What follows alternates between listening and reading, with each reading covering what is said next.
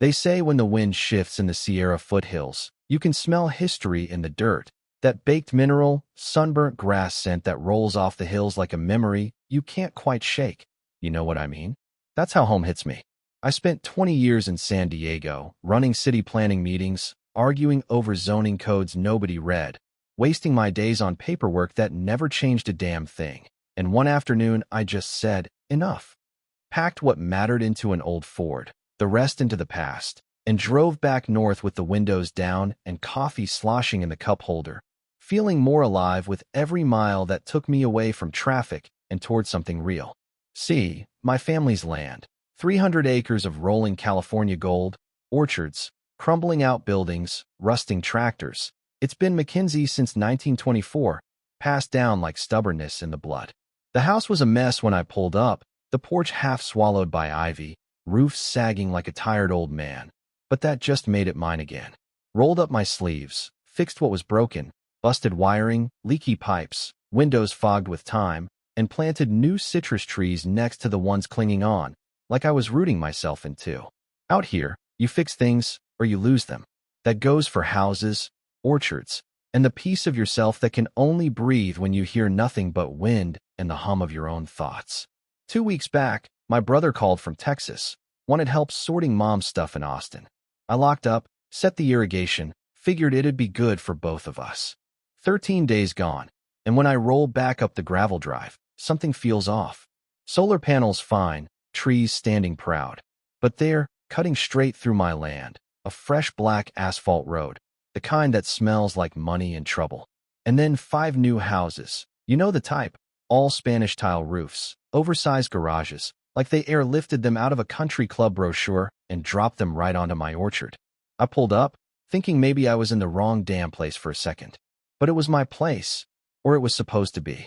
My grandfather's footpath, gone under pavement. Walnut Grove on the east side, bulldozed flat. And at the gate, a shiny sign. Boulder Crest HOA, private community, embossed so you could feel the arrogance even before the security camera winked at you. I barely made it through the gate before this guy in a blazer, badge clipped on, comes striding up, looking at me like I'm the one trespassing. You can't be here. This is private property. The hell it is. I just laughed, honestly. It was so surreal. I half waited for a camera crew to jump out yelling, "Gotcha." He hands me a letter with a flourish, all official, with a HOA seal, signed by someone named Karen Rosewood, president.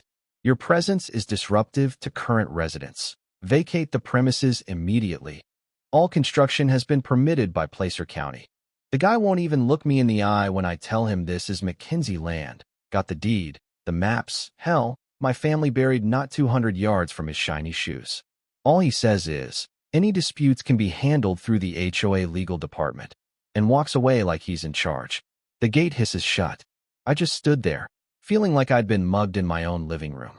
So I circled the land, taking photos, fresh asphalt, HOA fences, landscaping stakes hammered into my vineyard. I didn't sleep that night.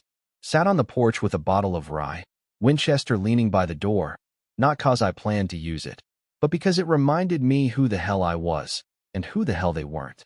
They'd made a mistake, and I was damn sure they knew it. Next morning, still bleary-eyed, I'm watching the dew on that new asphalt and trying to decide if I dreamed the whole thing.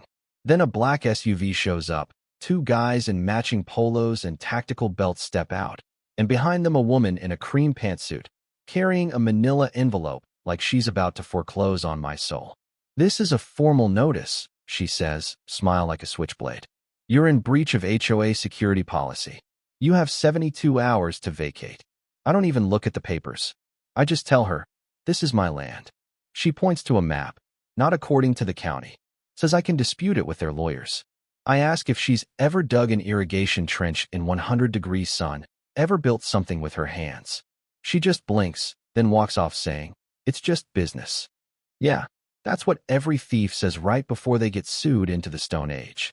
I go straight to town, make copies of every deed and survey I can dig up, going back to the 1920s. Even pull records from the county clerk, with McKinsey stamped on them like a family brand. Then I start reinforcing my side of the property with barbed wire and trail cams, not out of fear, but because principles matter. Up on the water tower, I noticed the old irrigation line's been sliced clean and rerouted. Someone's stolen my water for their landscaping. And as I'm cursing under my breath, I hear sirens, slow, deliberate. 3 sheriff's SUVs roll up, not looking for trouble, just tired. Deputy Ramirez asks for my ID, says they got a call about a man with a gun threatening residents. I just raise my hands and show him my tools and my GoPro. Unless she's allergic to logic, that's the most dangerous thing out here. He smirks, checks my documents, and tells me straight. According to the county, this is your land. All of it. Don't engage, call us if they hassle you. As the deputies leave, I catch sight of Karen. Has to be her, standing at a distance in sunglasses, arms folded, watching like she's waiting for me to vanish. By sunset, an email lands in my inbox from the HOA lawyer, demanding I remove my fence. I send back a PDF of my deed and a note. Respectfully, your client is building homes on private agricultural land, not zoned for residential. Any further activity may constitute trespass, fraud, and environmental sabotage. Have a nice day. The next morning, a drone video I took of the construction chewing into my vineyard goes viral on the local news. Suddenly, I'm not just a cranky farmer, I'm headline material. People are pissed. The arrogance, the entitlement, the sheer gall of it all. But nobody from the HOA comes to talk. I call my attorney in Auburn, but she says this is a job for a shark and gives me Abigail Lee's number. Abigail shows up in boots and a scowl, flips through my documents, and cuts straight to the chase. These 5 parcels, still legally agricultural. They shouldn't exist. But they do, on paper, under Boulder Crest Expansion Phase 2. Owner listed as McKinsey Valley Estates, LLC. Ever heard of it? Nope. Turns out it's a shell company out of Nevada, fake deed, dead notary, mailbox for an address. The permits are all built on fraud, but the county bought the paperwork because the HOA claimed a community expansion overlay. Bureaucratic mumbo-jumbo, just enough to slide it through. And here's the kicker. The developer, Cedar Core, bought the project assuming it was legit. Now they're on the hook too. Abigail tells me if they get someone to move in, even a squatter, it'll take years to untangle the mess. They're racing to finish and claim possession before the truth buries them. I'm racing to stop them. You see how this goes. So I drive up to Cedar Core's office, slap my deed down in front of a nervous project manager named Kyle, tell him, "You're building luxury homes on my land." He's rattled, says they'll escalate internally, but I don't have time for corporate slow walking. I need this stopped now. Next day, their trucks are still on site, but now there's a clipboard in the dash marked site audit. Somebody's getting nervous. That same day, my driveway disappears, literally. Paved over, blocked by a new gate with a keypad and a sign threatening prosecution for trespass. They even put a QR code linking to a Welcome to Boulder Crest brochure with stock photos and empty promises about agrarian heritage. I have to hike half a mile through the mud to get home, past security guards who pretend not to see me. That's when I realize, this isn't just arrogance. This is war. The irrigation system I rebuilt is gone, replaced by a patch of lawn and some decorative boulders. My grapes are dying, walnuts wilting, citrus trees dug up for a row of boxwoods. And in the middle of my vineyard, HOA volunteers are setting up a tent for an investor party, stringing lights, testing sound systems, chalkboard sign advertising wine and wellness on land they don't even own. I file for an emergency restraining order, send every photo and video I have to the news. By morning, there's a court date, and the tent is coming down under the watchful eye of a county officer. But it's not over. The HOA challenges the restraining order, claiming the land was neglected, abandoned, dormant. Never mind my tax receipts, market sales, photos of me pruning the vines by hand. They argue I'm emotionally destabilizing for buyers, which, if you know me, is almost a compliment. But the court date is set for 3 days later. They're trying to ram this through before the story blows up any bigger. We gather everything: deeds, tax records, photos, water board testimony, a video walkthrough of the fake LLC trace to a mailbox in Henderson, Nevada. Abigail stands up in court and tells the judge, this isn't a zoning dispute. This is identity theft. But instead of stealing a name, they stole a man's land. The judge, tough as nails, turns to the HOA lawyer and asks, did your client know this LLC was fake? Dead silence. Then the dominoes fall.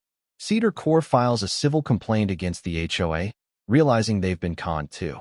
A buyer, Jason, tech guy from Mountain View, reaches out, tells me he and his wife bought the house in good faith, but are backing out.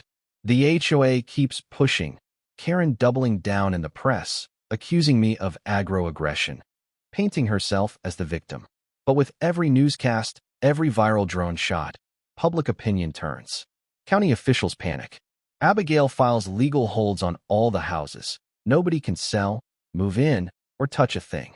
The final hearing is a circus. Karen, lawyers, PR flax, the whole town watching. Abigail lays out everything. Forged deeds, dead notary, emails where Karen wrote, "If we push fast, we'll get grandfathered in." The judge isn't having it.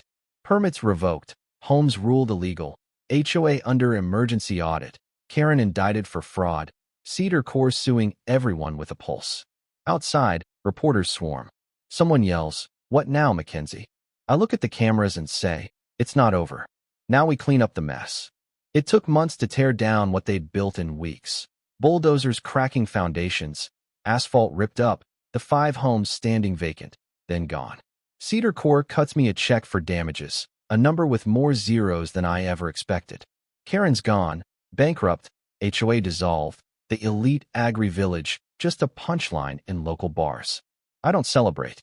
I replant the citrus, rebuild the trenches, walk the land at sunset remembering what it took to hold on to it. When the last contractor leaves, I hang a new sign by the old gate, carved in big letters from reclaimed wood. "Welcome to Mackenzie Land. Private property since 1924. Not for Karen."